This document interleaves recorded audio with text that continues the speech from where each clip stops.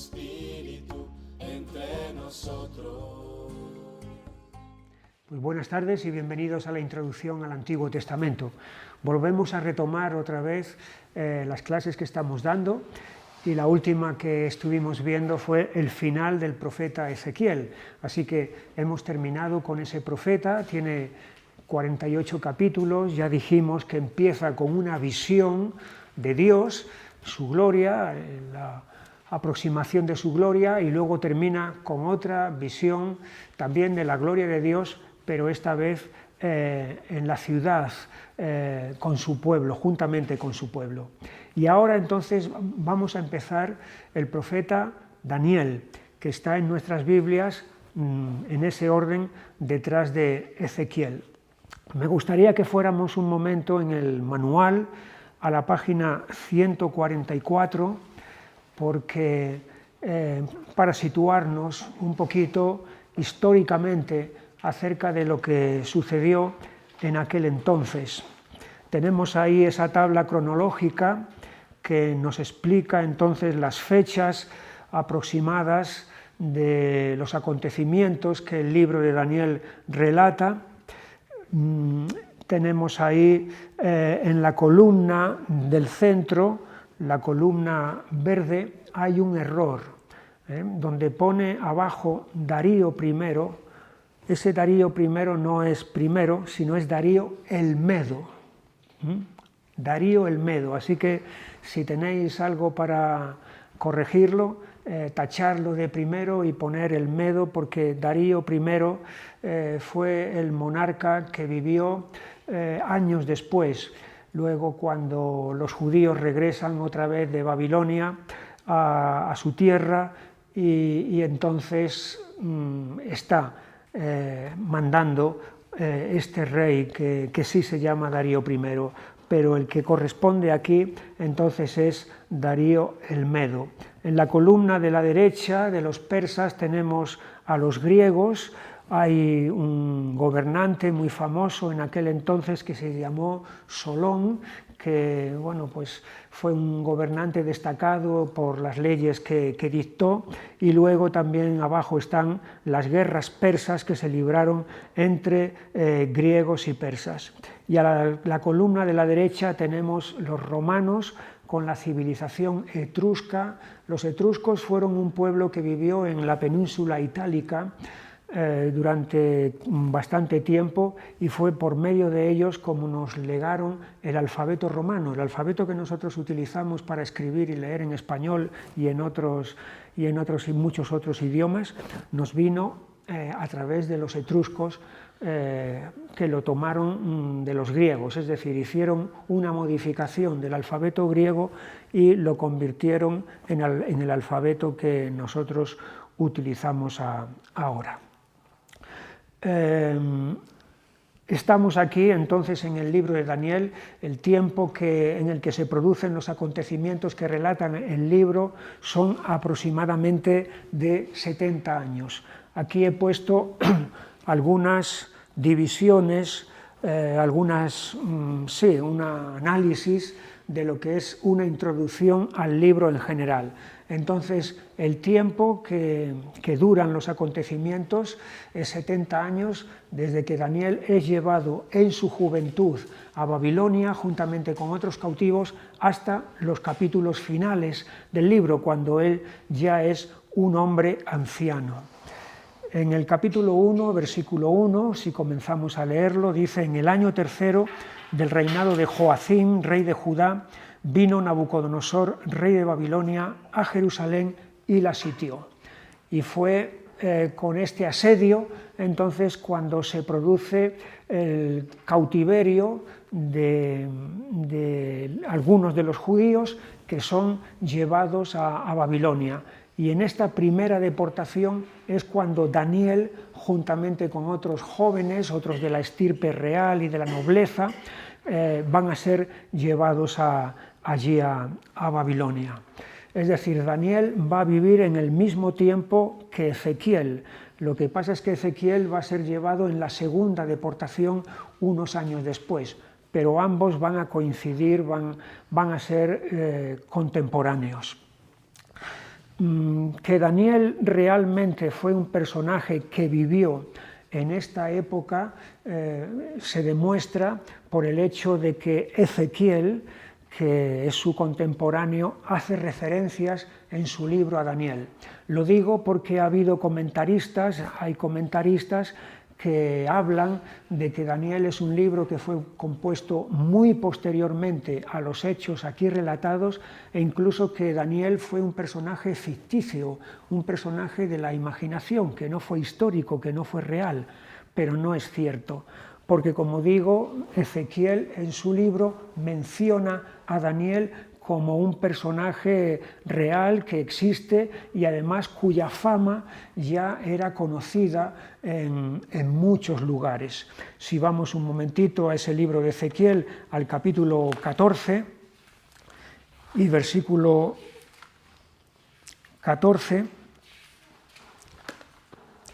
allí dice: si estuviesen en medio de ella estos tres varones, o sea, en medio de Jerusalén, estos tres varones, Noé, Daniel y Job, ellos por su justicia librarían únicamente sus propias vidas, dice Jehová el Señor. Así que de la misma manera que Noé y Job fueron personajes históricos que realmente vivieron, también Daniel aquí lo menciona Ezequiel como otro personaje histórico. Y luego volvemos al capítulo 28 de Ezequiel y versículo 3, y dice: he aquí que tú eres más sabio que Daniel, no hay secreto que te sea oculto. Así que la sabiduría de Daniel ya era algo conocido y reconocido, incluso durante el propio tiempo en el que Daniel estaba viviendo. O sea, no hubo que esperar a que Daniel se muriera para que su fama se extendiera, sino que cuando él todavía está en vida, ya su fama ha llegado a oídos de otros y entre ellos también ha llegado a oídos de Ezequiel. Por lo tanto, este es el tiempo en el que están situados los acontecimientos que se narran en el libro de Daniel. La naturaleza del libro. En la página 6 del manual, si vamos un momentito a esa página 6, vamos a descubrir algo importante. Ya lo dijimos esto en la primera clase, eso fue en marzo de 2022. ¿Cuánto tiempo ha pasado desde entonces, verdad? Bueno, pues en aquella primera clase hablé de que el orden de los libros en las Biblias cristianas es distinto al orden de los libros en las Biblias hebreas. Es decir, nosotros tenemos un orden que es los 5 primeros libros de la ley, luego vienen los libros históricos, arrancando con Josué y llegando hasta Esther, y luego comienzan los profetas, y están incluidos en medio los libros de Salmos, Job, Proverbios, Eclesiastés, Cantar de los Cantares, etcétera, ¿no?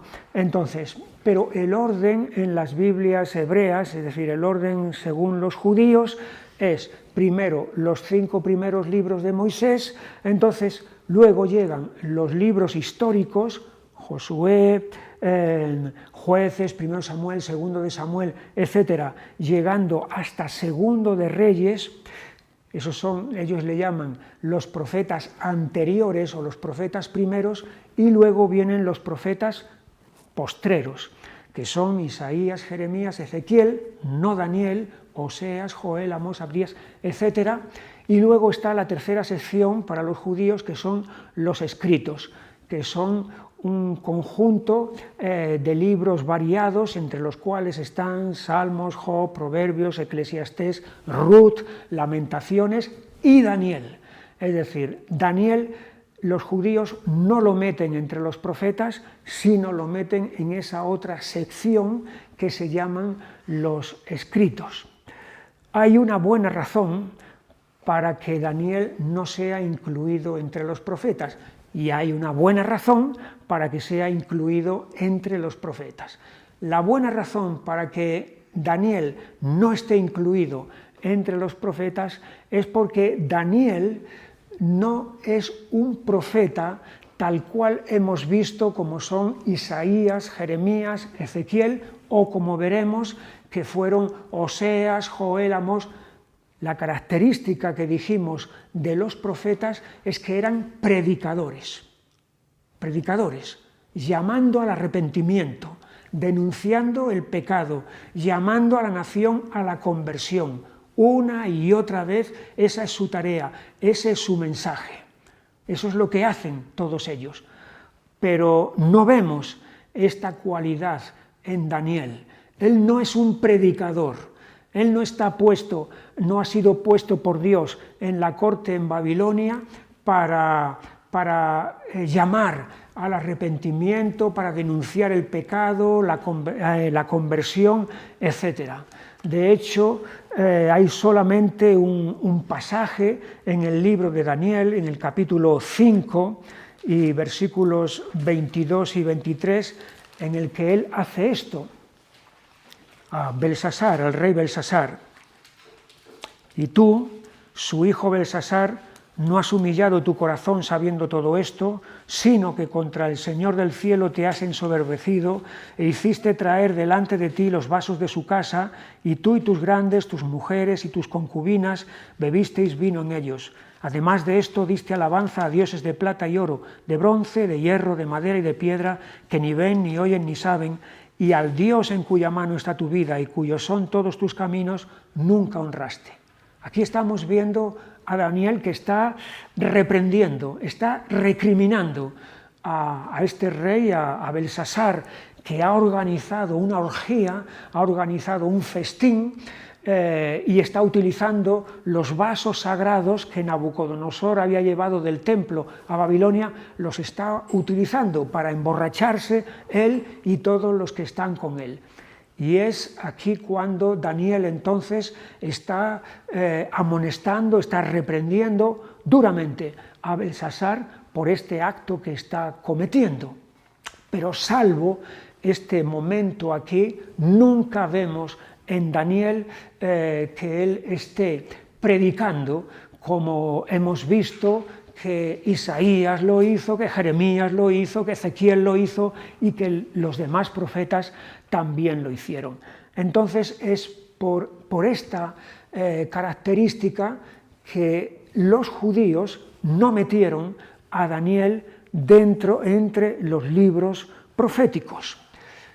Pero hay una razón al mismo tiempo para sí meterlo entre los libros proféticos, y la razón es que Daniel anuncia cosas venideras, anuncia cosas futuras, y que es una de las tareas también que los profetas tienen, el que están vislumbrando, están viendo los acontecimientos que Dios les está mostrando, les está revelando el plan que Dios tiene. Y efectivamente eso es lo que vemos a lo largo y ancho del libro de Daniel, que Dios le está mostrando por medio de sueños ajenos o sueños propios que Daniel tiene, por medio de visiones, los acontecimientos históricos que van a venir después de su tiempo. Y entonces, en ese sentido, corresponde a Daniel meterlo dentro de los profetas. De hecho, Jesús se refirió a Daniel como profeta.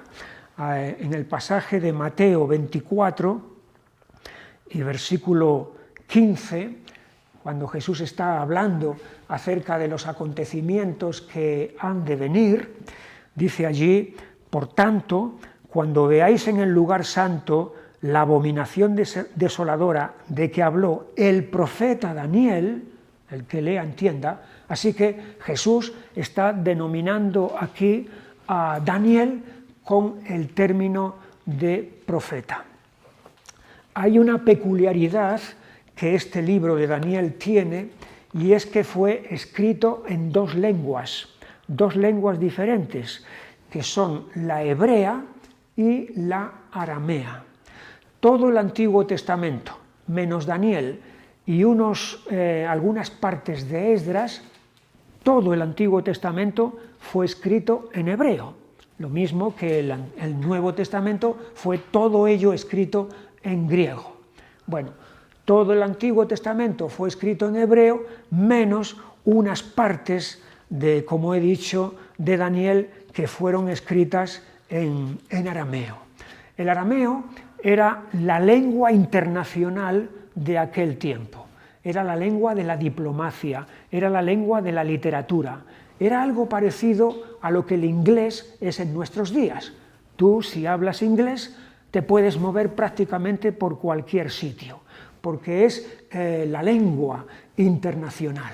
Bueno, pues el arameo había llegado a ser entonces en toda esa región, en toda esa amplia región, la lengua también internacional.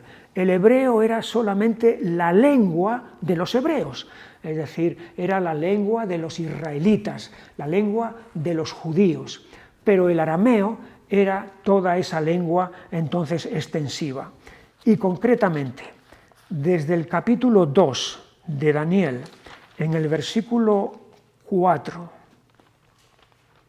donde dice: entonces hablaron los caldeos al rey en lengua aramea, rey para siempre vive. Y a partir de este momento, de la palabra rey, para siempre vive en adelante, hasta el capítulo 7 y versículo 28, es decir, hasta el final del capítulo 7, toda esa larga porción de capítulos están escritos en lengua aramea. Luego, al comienzo del capítulo 8, se retoma otra vez el hebreo, la escritura, la lengua hebrea. Y como he dicho, la única excepción a esta porción que hay en Daniel la tenemos también en el libro de Esdras, donde hay unas porciones que están también escritas en lengua aramea. Si vamos un momentito a ese libro de Esdras, capítulo 4 y versículo 8, dice: Rehum, canciller, y Simsai, secretario, escribieron una carta contra Jerusalén al rey Artajerjes.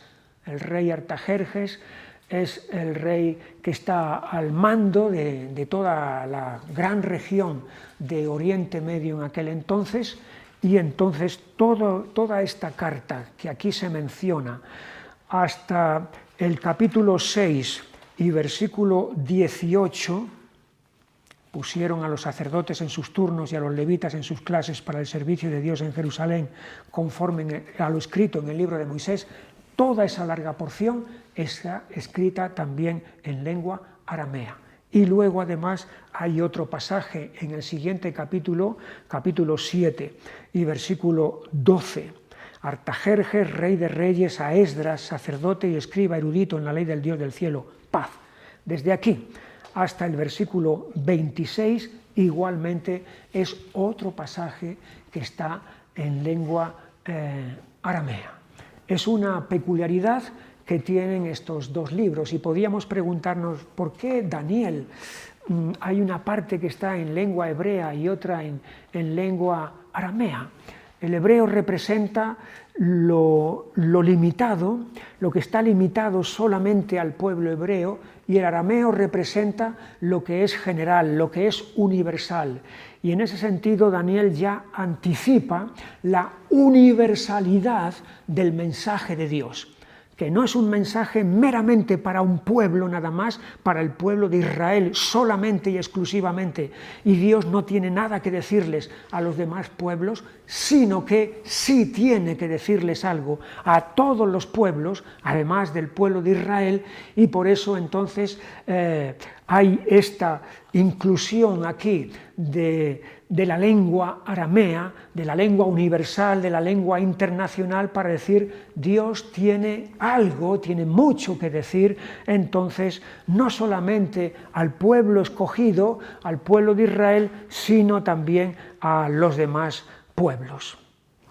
Es interesante que cuando los judíos vuelven de Babilonia, después de estar cautivos allí 70 años, ellos han ido con un alfabeto, un sistema de escritura, que es el sistema de escritura que durante siglos ellos han estado utilizando cuando estaban en su tierra. Es un alfabeto muy parecido al fenicio, procede del fenicio. Pero cuando llegan a Babilonia y después de estar 70 años allí, ellos vuelven no ya con el alfabeto que han estado utilizando, por ejemplo, Samuel y David y todos los demás personajes del Antiguo Testamento, sino que vuelven utilizando el alfabeto, el sistema de escritura arameo, no la lengua aramea, el sistema de escritura arameo. Y ese sistema de escritura es el que tienen hasta el día de hoy. O sea, cuando vemos una noticia acerca de Israel, una noticia que procede de allí, y vemos unos subtítulos que están en unos signos que no entendemos, ese es el alfabeto precisamente que ellos tomaron en Babilonia y lo llevaron, lo tomaron como suyo y lo adquirieron y se ha quedado ya con ellos, y es el sistema de escritura que ellos están utilizando hasta el día de hoy. El viejo alfabeto que ellos desecharon es el que están utilizando hasta el día de hoy los samaritanos. Los samaritanos siguen utilizando el viejo sistema de escritura. Bien. Esto es en cuanto a la naturaleza, entonces, de este libro. ¿Por qué nosotros lo tenemos en la sección de los profetas y por qué los judíos no lo tienen en la sección de los profetas?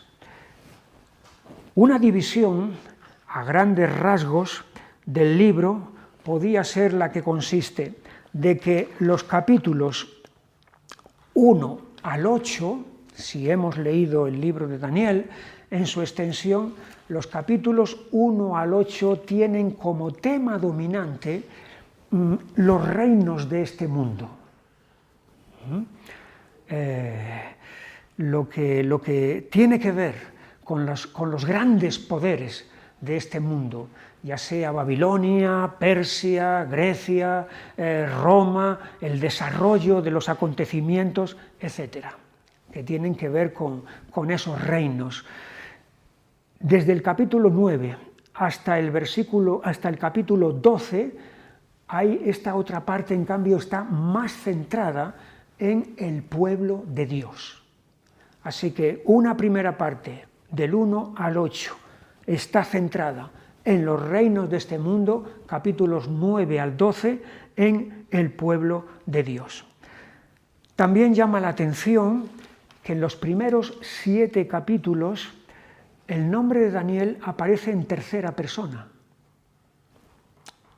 Por ejemplo, capítulo 1 y versículo 6, entre estos que fueron deportados, estaban Daniel, Ananías, Misael y Azarías de los hijos de Judá. O sea, el nombre de Daniel aquí aparece en tercera persona, como si se estuviera hablando de él. Y así ocurre durante todos estos 7 primeros capítulos. Pero cuando llegamos al capítulo 8, ya no se habla de él en tercera persona, sino que él habla en primera persona. Capítulo 8 y versículo 1, en el año 3 del reinado del rey Belsasar, me apareció una visión a mí, Daniel, después de aquella que me había aparecido antes. ¿Ves la diferencia? Antes se habla acerca de Daniel y ahora es Daniel el que habla acerca de sí mismo. También en el capítulo 9, versículo 2, en el año 1 de su reinado, yo, Daniel, miré atentamente en los libros el número de los años. En capítulo 10 y versículo 2, en aquellos días yo, Daniel, estuve afligido. ¿Ves? Entonces hay una diferencia en cuanto a la tercera persona que se utiliza en esos primeros 7 capítulos y la primera que se utiliza desde el capítulo 8 hasta el capítulo 12. En la primera parte del libro aparecen 3 monarcas, que son Nabucodonosor, Belsasar y Darío. Y en la segunda parte aparecen 2 monarcas, Darío otra vez y Ciro. O sea, en total, en el libro de Daniel van a aparecer 4 monarcas diferentes. Nabucodonosor, que fue el que llevó a Daniel y a otros al cautiverio, luego Belsasar, que fue un sucesor suyo, pero no un sucesor inmediato, sino un sucesor después de que hubiera otros sucesores entre Nabucodonosor y Belsasar, y luego están los 2 reyes de Media y de Persia, que son Darío y Ciro, que van a derribar el imperio babilónico y van a asumir ellos el mando, el control bajo Persia. Así que esta es a grandes rasgos la división del libro de Daniel. Hay unos temas dominantes en el libro, bueno, mejor dicho, hay un tema que sobresale en este libro, y ese tema es el reino de Dios. El reino de Dios es el gran tema del libro de Daniel. No es que Daniel sea el primero que habla acerca de ese asunto, del reino de Dios, no, porque eso es un asunto que ya viene de muy, muy atrás. De hecho, desde el primer libro de la Biblia, allí en Génesis, en el capítulo 49 y versículo 10, Génesis 49, 10, dice: no será quitado el cetro de Judá, ni el legislador de entre sus pies, hasta que venga Silo, y a él se congregarán los pueblos. Así que aquí se está hablando de un gobernante, está hablando proféticamente Jacob, de un gobernante que no solamente va a reinar en Judá, sino que va a gobernar universalmente. A él se congregarán los pueblos. Así que es un anuncio ya muy temprano, muy antiguo, sobre el propósito de Dios de instaurar aquí su reino. Y luego es un tema que va a ser redundante, por ejemplo, en primer libro de Samuel, en el capítulo 2 y versículo 10, en ese cántico que Ana, la madre de Samuel, prorrumpe en júbilo, en alegría, al ser madre después de haber sido estéril durante mucho tiempo. Dice allí, 2:10, delante del Señor serán quebrantados sus adversarios y sobre ellos tronará desde los cielos. El Señor juzgará los confines de la tierra, dará poder a su rey y exaltará el poderío de su ungido. Aquí se está hablando de cómo Dios va a juzgar los confines, es decir, hasta los límites últimos de la tierra, va a gobernar en todos ellos, por medio de su rey, que es su ungido. Es de nuevo otra vez un anuncio acerca del propósito de Dios de establecer su reino. Y como sabemos, está la gran promesa de Dios a David, en el segundo libro de Samuel, en el capítulo 7, donde le hablan de que uno de su simiente se va a levantar, entonces, y su trono va a ser eterno, va a durar para siempre. Es el propósito de Dios, un hilo conductor que vemos desde el principio, desde Génesis, que va pasando por el resto de los libros de la Biblia. Así que cuando llegamos al libro de Daniel, y Daniel presenta todo este gran propósito de Dios que es su reino, él no está innovando nada, no se está fabricando una cosa nueva que hasta entonces nadie había sabido, sino que es algo que va en consonancia con lo que desde atrás ya se ha venido diciendo.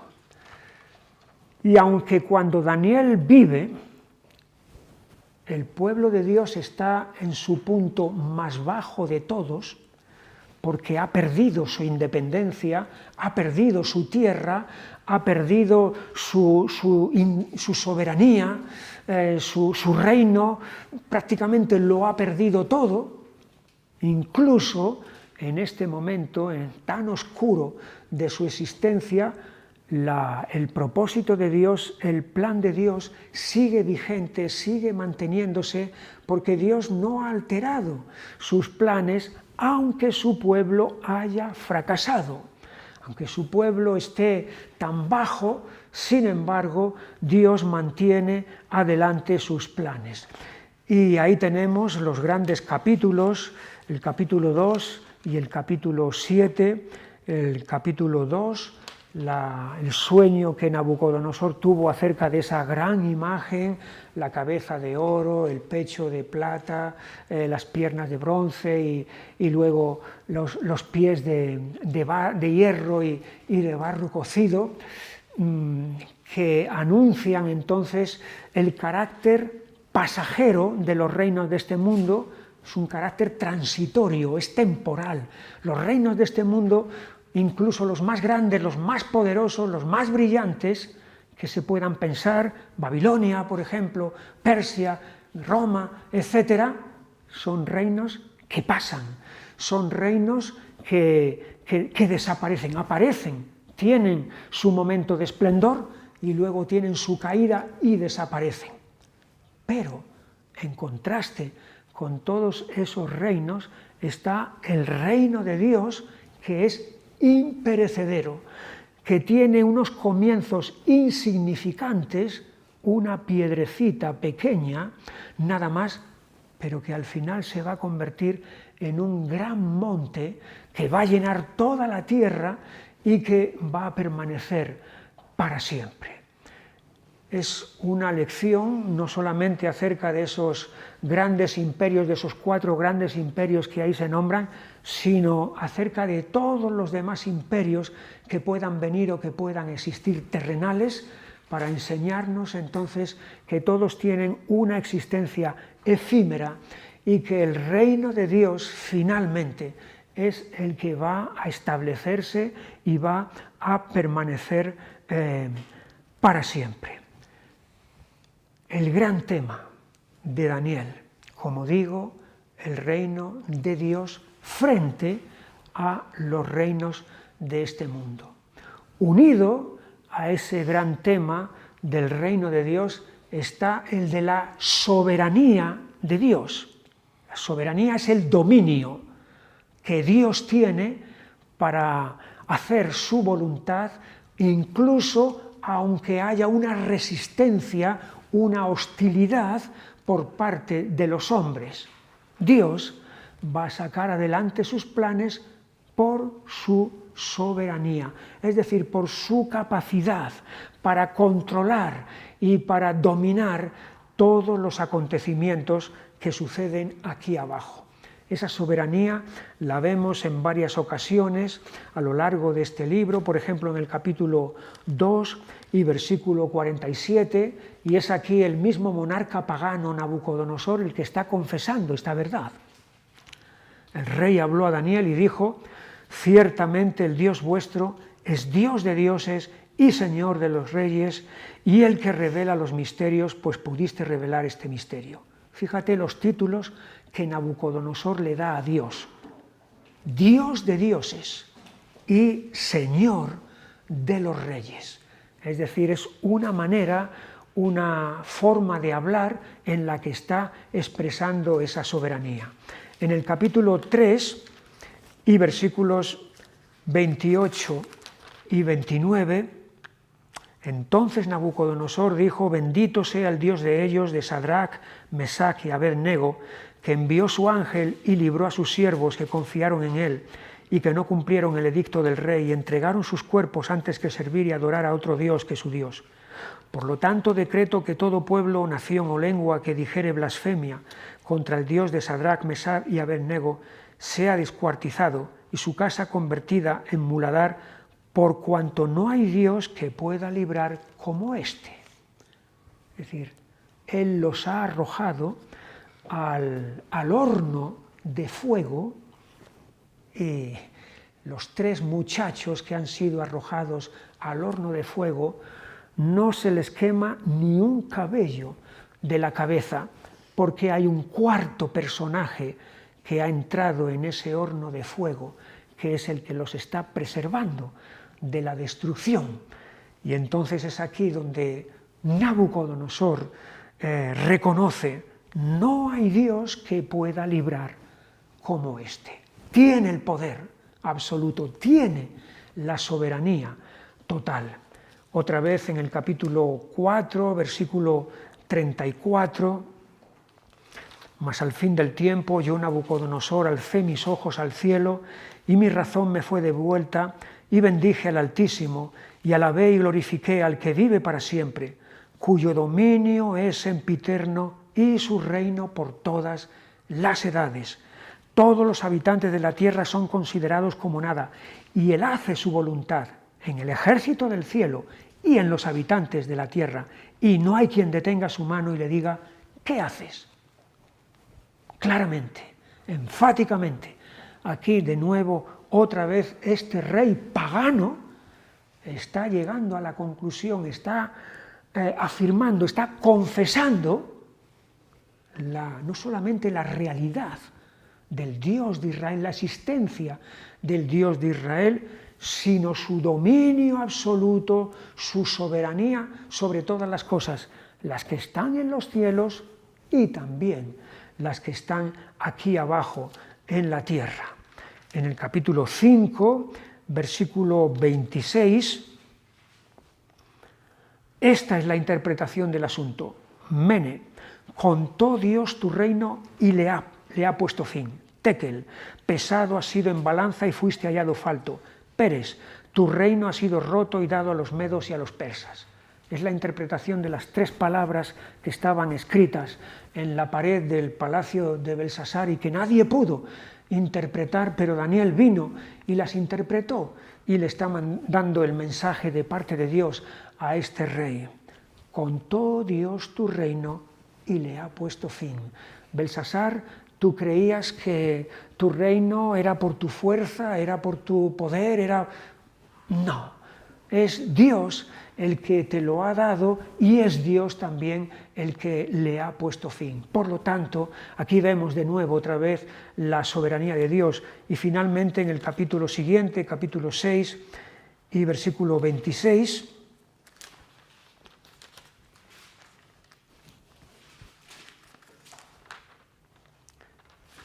de parte mía es puesta esta ordenanza, que en todo el dominio de mi reino todos teman y tiemblen ante la presencia del Dios de Daniel, porque Él es el Dios viviente y permanece por todos los siglos, y su reino no será jamás destruido, y su dominio perdurará hasta el fin. Él salva y libra y hace señales y maravillas en el cielo y en la tierra. Él ha librado a Daniel del poder de los leones. Sí, porque Daniel fue arrojado a los leones a causa de la maquinación de sus adversarios para tratar de destruirlo, pero los leones ni le tocaron.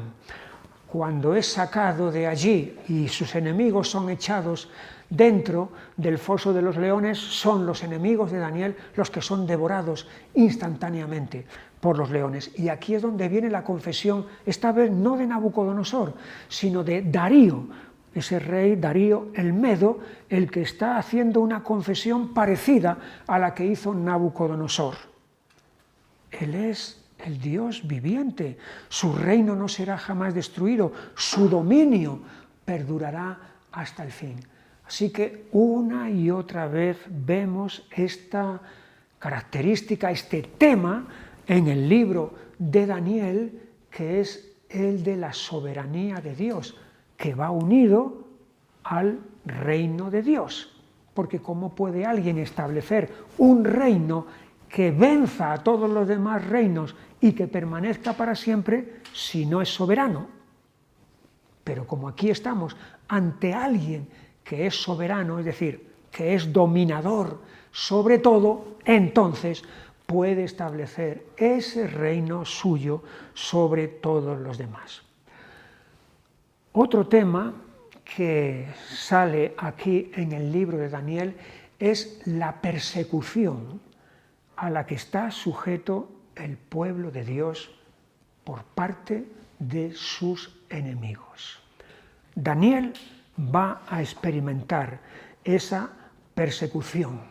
Los amigos de Daniel, los otros 3 jóvenes que fueron llevados con él a Babilonia y que permanecieron fieles con él, también lo van a experimentar. En el capítulo 3, esos 3 muchachos van a ser arrojados al horno de fuego porque se niegan a someterse a la orden del rey de adorar la estatua que él ha erigido. Como consecuencia de esa negativa a practicar ese acto de idolatría, que sería negar a Dios, estos jóvenes van a sufrir la persecución, incluso hasta llegar a la sentencia de muerte, de la que fueron librados, como hemos visto, milagrosamente, por la presencia de ese ser celestial que está allí dentro del horno con ellos.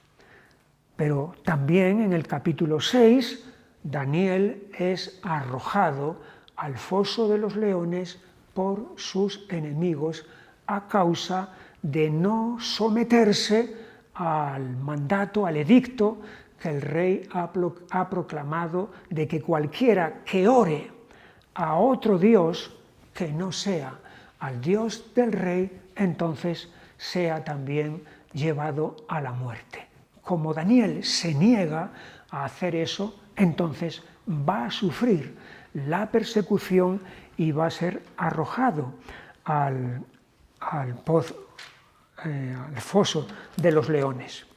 También en el capítulo 7 y versículo 25, hablando de cierto personaje que ya veremos en su momento quién es, hablará palabras contra el Altísimo y a los santos del Altísimo quebrantará, y pensará en cambiar los tiempos y la ley serán entregados en su mano hasta tiempo y tiempos y medio tiempo.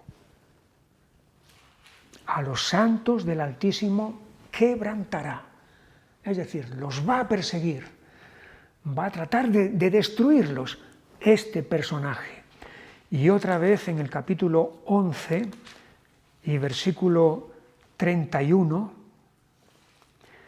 y se levantarán de su parte tropas que profanarán el santuario y la fortaleza, y quitarán el continuo sacrificio, y pondrán la abominación desoladora. Aquí se está hablando también de otro personaje que va a quitar el continuo sacrificio. Se refiere al continuo sacrificio en el templo de Jerusalén. El continuo sacrificio era el que diariamente se realizaba por la mañana y por la tarde, cuando un cordero de 1 año era ofrecido a Dios en holocausto. Eso era un mandato perpetuo que siempre tenía que estar realizándose como una muestra de culto, de adoración a Dios. Pero este personaje que se levanta aquí va a dar la orden de quitar el continuo sacrificio, es decir, de parar el culto a Dios, de que cese la adoración a Dios allí en el templo, en Jerusalén, y va a poner la abominación desoladora, es decir, algo en el templo que sustituya a los objetos puestos por Dios allí y que es una imagen idolátrica, que es una verdadera provocación. Todo esto entonces es un ataque directo contra el pueblo de Dios, contra la fe del pueblo de Dios. Es una persecución abierta, total, contra ellos. Así que es un tema que vemos en el libro de Daniel, pero solamente en el libro de Daniel. La persecución contra el pueblo de Dios es una constante a lo largo de la historia. Y de hecho, como dice el apóstol Pablo en la segunda carta de Timoteo, en el capítulo 3 y versículo 12, y también todos los que quieren vivir piadosamente en Cristo Jesús padecerán persecución. Es decir, todo aquel que quiera vivir de acuerdo a la voluntad de Dios, de acuerdo al camino que Dios ha instituido en Cristo, dice aquí el apóstol Pablo, va a padecer persecución. Esa persecución puede tomar diversos aspectos. Puede ser una persecución que venga desde el poder político. Y de hecho, hay lugares, hay naciones donde está perseguida la fe cristiana. Y sobre todo está perseguido el hecho de publicar, de que tú proclames tu fe y hables de tu fe abiertamente a otros. Esa persecución puede venir desde el poder político, pero también puede venir desde otros ámbitos, puede venir desde los medios de comunicación, puede venir desde el entorno familiar, desde los amigos. Es el caso de que cuando una persona se convierte a Cristo, es posible que los que hasta entonces han sido tus amigos, han sido tus colegas, se vuelvan en contra tuya. Incluso de que seres queridos, seres muy cercanos por sangre, se vuelvan también contra ti y se conviertan en enemigos. Y además puede ser que hasta en los peores enemigos, porque después de todo la herida más profunda no es la que te pueda causar un extraño, un lejano, sino alguien que es muy cercano y muy querido para ti. La persecución del pueblo de Dios está presente en el libro de Daniel. Y otro tema que también podemos ver en este libro es el fracaso de la sabiduría humana. El fracaso de la sabiduría humana. En la corte de Babilonia y en la corte de los reyes, de los monarcas de aquellos tiempos, se movían una serie de personajes alrededor del rey que tenían mucha influencia.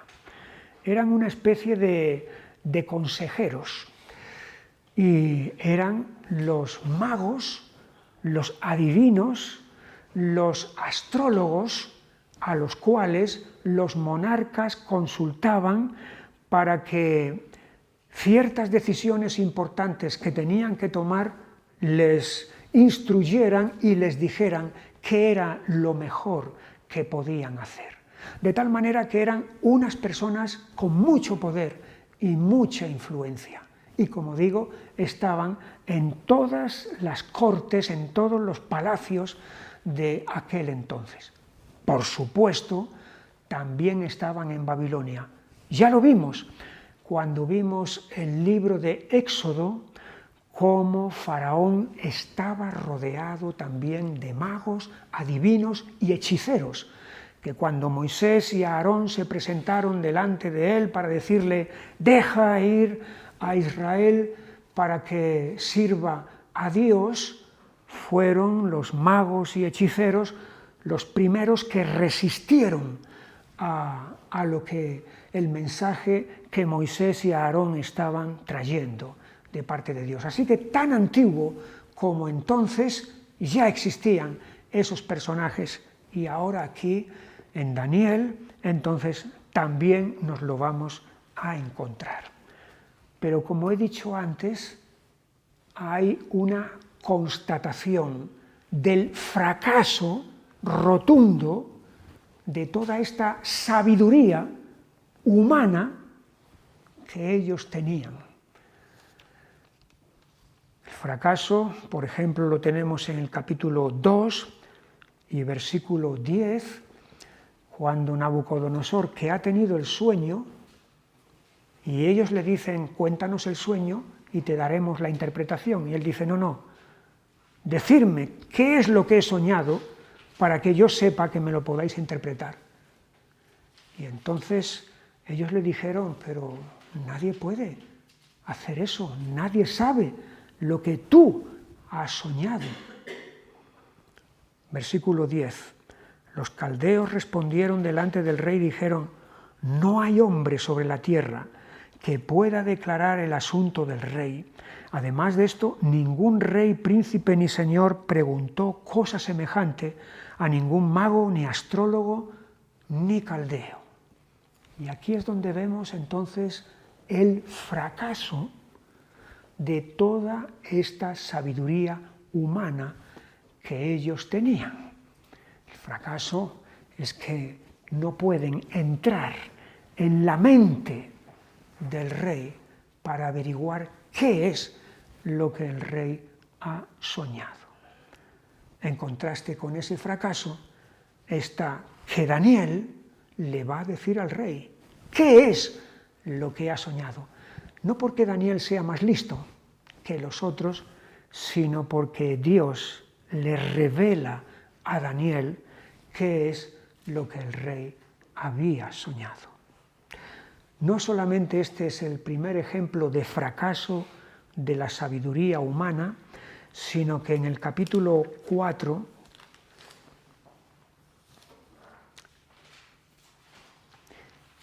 y versículo 7,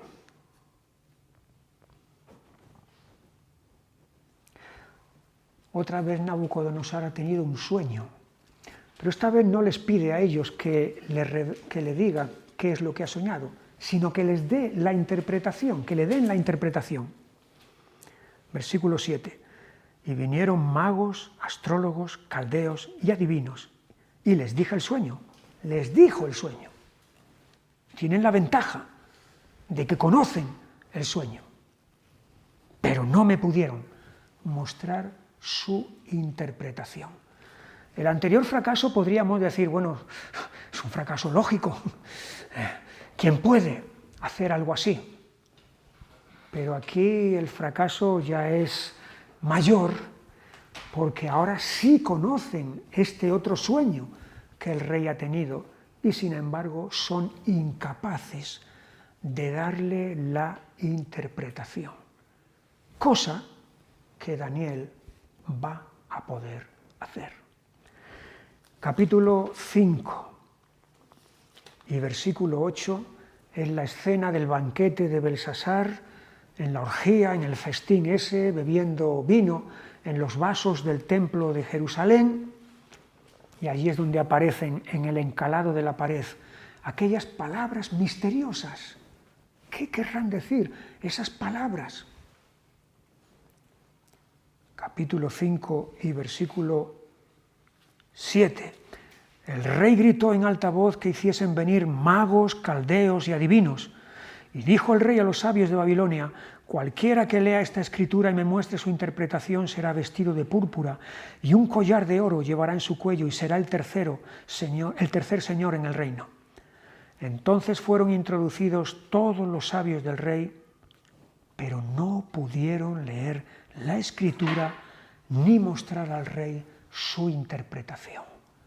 De nuevo tenemos aquí el fracaso de la sabiduría humana, de los expertos, porque aquí no estamos ante gente que son gente del vulgo, gente ordinaria, no, aquí estamos ante gente elevada, gente selecta, preparada, escogida. Sin embargo, no pueden entender lo que allí está escrito. Cuando llegue Daniel, él va a poder leer, va a poder interpretar, decir qué es lo que significan esas palabras. Este fracaso de la sabiduría humana es el al que se refiere el apóstol Pablo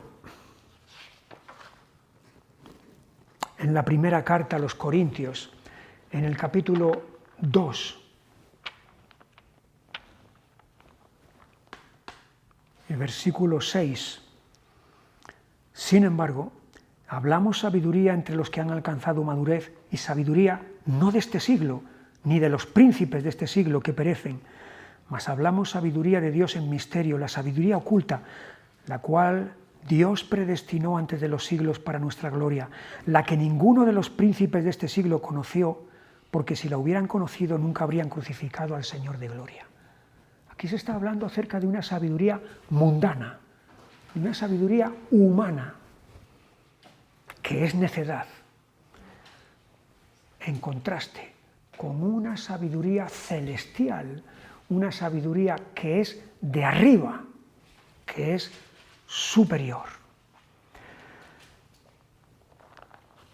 Estos son a grandes rasgos, los grandes temas del libro de Daniel.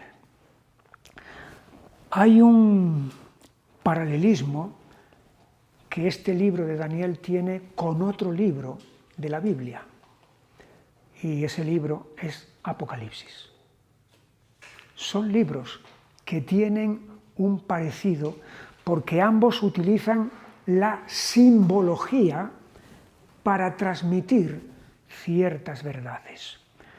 Por ejemplo, la simbología que Daniel emplea en el capítulo 7 acerca de las 4 bestias que simbolizan a los 4 grandes imperios, esa misma simbología de las bestias es la que Juan en Apocalipsis va a emplear en el capítulo 13, cuando hable de la bestia que surge del mar y de la segunda bestia que surge de la tierra. Así que Daniel emplea símbolos, Juan emplea símbolos, uno emplea el símbolo de las bestias y el otro también emplea ese símbolo. Además, Daniel tiene visiones por medio de las cuales Dios le revela ciertas verdades, ciertos mensajes para comunicar. Y Juan es en el Nuevo Testamento el vidente, o sea, el que ve. Uno de los verbos que se repite una y otra vez en el libro de Apocalipsis es y vi o y miré. Es decir, Juan está viendo cosas que Dios le está mostrando. Y Daniel también está viendo cosas que Dios igualmente le está mostrando. En Daniel hay una conflagración contra el pueblo de Dios. Ya lo hemos visto, la persecución contra el pueblo de Dios. En Apocalipsis hay una guerra abierta contra el pueblo de Dios. De hecho, Apocalipsis es un libro de guerra. Prácticamente casi desde el capítulo 5 en adelante hasta casi el final, Apocalipsis es un libro de guerra. Pero lo mismo que en Daniel, hay una victoria en esa conflagración, en esa confrontación, una victoria del reino de Dios. También en Apocalipsis hay una victoria del plan de Dios que finalmente derrota a todas las potestades diabólicas y mundanas de aquí abajo. Y finalmente terminamos con el personaje de Daniel, el protagonista, por así decirlo, de este libro, el autor de este libro. Daniel es un hombre de Dios y es un hombre de Estado. Es un hombre de Dios, un siervo de Dios, y es también un hombre de Estado, porque llega a una posición muy elevada dentro de el nivel de mando, hasta el punto de casi ser la mano derecha de algunos de estos monarcas que aquí vivieron. Y aquí vemos cómo alguien puede ser a la vez estas dos cosas. No es el único caso. Hay una similitud muy grande entre Daniel y José, el hijo de Jacob. Ambos, cuando eran jóvenes, fueron hechos cautivos y llevados a una tierra extraña. José a Egipto, Daniel a Babilonia. Ambos fueron dotados por Dios con la capacidad de interpretar sueños. Ambos sufrieron persecución injusta. José, la calumnia y también la persecución de sus hermanos, que hasta quisieron darle muerte y finalmente lo vendieron. Y Daniel también sufre la persecución de sus enemigos. Ambos fueron fieles a Dios en la prueba. José, cuando fue tentado por aquella mujer de su amo para que se acostara con ella, y Daniel, cuando fue inducido a orar a otro Dios que no era el Dios verdadero. Y ambos fueron promovidos por Dios hasta posiciones muy, muy elevadas. José llegó a ser la mano derecha de Faraón, el rey de Egipto, y Daniel llegó a ser también un hombre muy prominente dentro del reino de los babilonios y luego de los persas. Así que hay esta similitud, este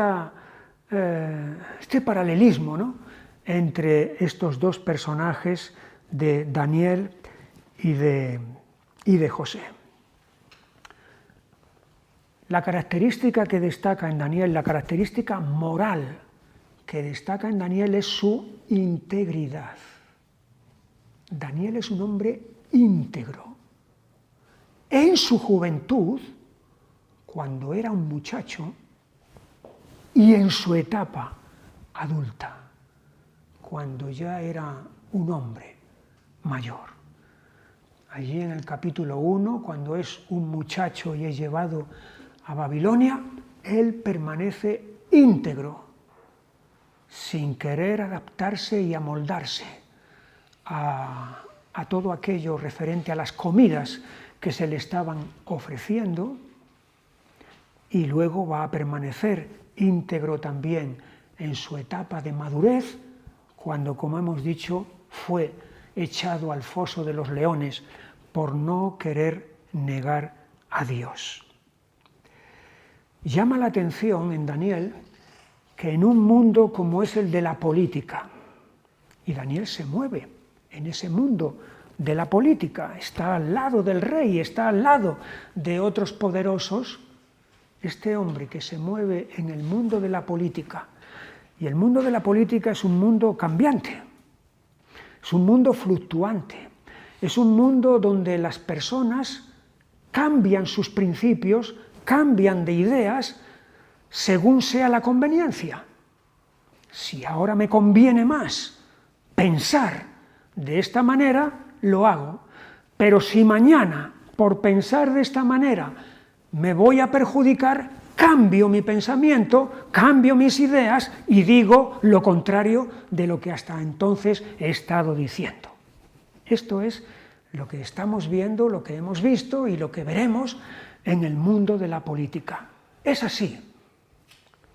Sin embargo, aquí tenemos a un hombre que va a permanecer firme en su fe, en sus creencias todo el tiempo.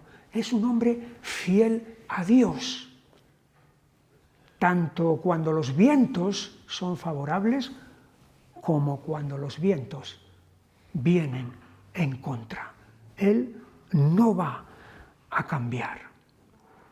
Es todo un ejemplo de personaje público, pero que sin embargo sabe mantenerse, sabe mantener su fe en medio de un mundo pagano, porque él está aquí en minoría. No tiene la ventaja de estar rodeado de compatriotas en su tierra.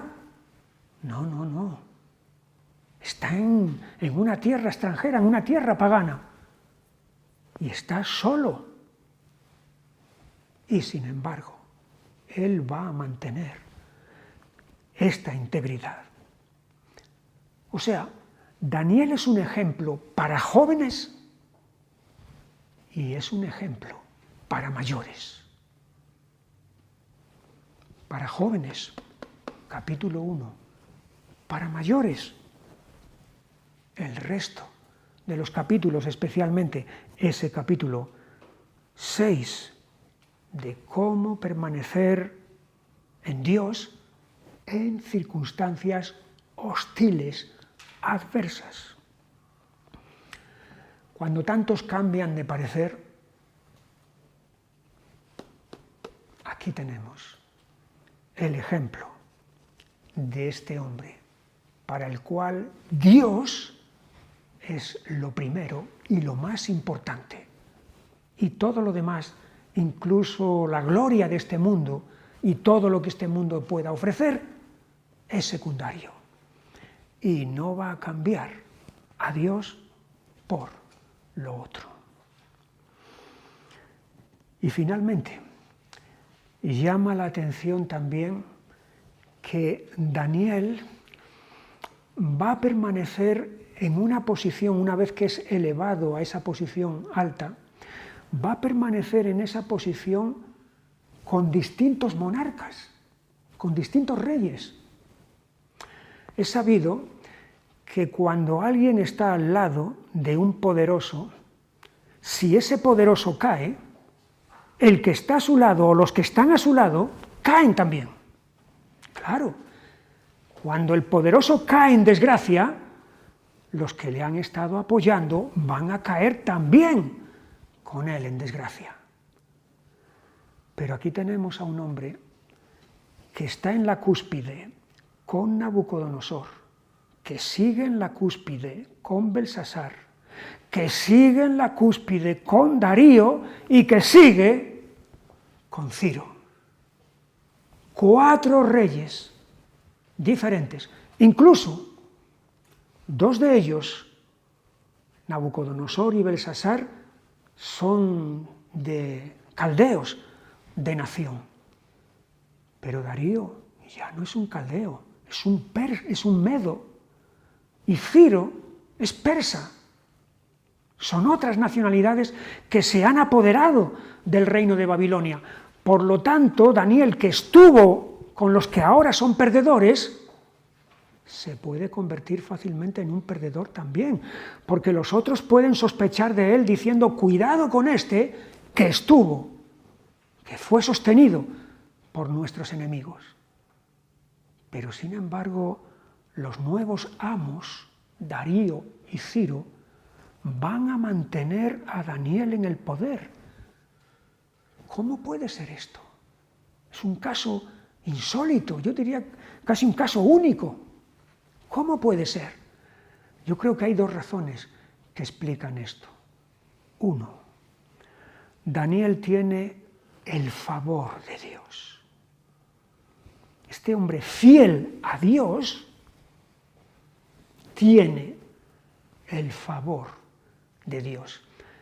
Es lo que vemos en el primer libro de Samuel, cuando Dios le dice al sacerdote Elí, yo honraré a los que me honran, y los que me desprecian serán tenidos en poco. No me acuerdo si fue a Elí o fue al mismo Samuel para la palabra para Elí.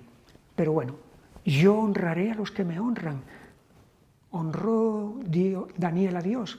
Sí. ¿Honró Dios a Daniel? Sí. De esta manera tan fehaciente, Daniel tuvo el favor de Dios. Y la otra razón por la que él se mantiene todos estos años, largas décadas, arriba, es su valía personal. Y eso lo ven los paganos, llámese como se llame, llámese Nabucodonosor, llámese Belsasar, llámese Darío o llámese Ciro. Es un hombre muy valioso y por lo tanto debe de estar en esta posición. Lo dejamos aquí. Lo que hemos hecho hoy ha sido dar una introducción al libro de Daniel. Si Dios quiere, la semana que viene entonces entramos en el capítulo 1, capítulo 2, etcétera, y como hemos venido haciendo con el resto de los libros, así lo vamos viendo. Que el Señor os bendiga y hasta el próximo día. Recorda